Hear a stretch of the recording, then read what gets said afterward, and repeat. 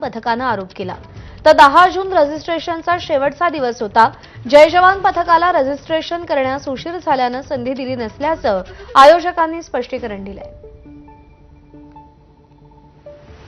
खरं तर आमचं जे रजिस्ट्रेशन झालं, आम्ही साधारणपणे 11:45 पासून रजिस्ट्रेशनसाठी पूर्ण रेडी बसलेलो होतो। आमची टीम बसलेली होती रजिस्ट्रेशनसाठी। आम्ही ती साईट ओपन करण्यासाठी कंटिन्यू प्रयत्न करत होतो। त्या एकच नव्हते तर आम्ही 4-5 जण त्या गोष्टीसाठी प्रयत्न करत होतो। साईट ओपन होत नव्हती, लिंक ओपन होत नव्हती आणि ओपन झाल्यानंतर जेव्हा आम्ही आय थिंक सो 12:02, 12:03ला लिंक ओपन झाल्यानंतर आमची विदिन 1 मिनिटमध्ये आम्ही ते रजिस्ट्रेशन केलं। 12:04ला मी स्क्रीनशॉटही आमच्या ग्रुपला पाठवला आणि ज्यावेळेला आम्हाला असं वाटलं की एवढ्यात ऑब्व्हियसली आमचा नंबर लागेल, परंतु ज्यावेळेला 2 दिवसानंतर रजिस्ट्रेशन पाहतोय तर त्या 32 टीममध्ये आमचं नाव नव्हतं।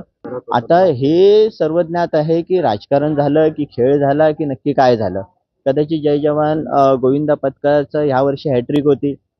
त्या हॅट्रिकसाठी सुद्धा कदाचित हा 12 ज्योतिर्लिंगांपैकी एक असणाऱ्या त्र्यंबकेश्वर देवस्थान ट्रस्टच्या देणगी दर्शनाच्या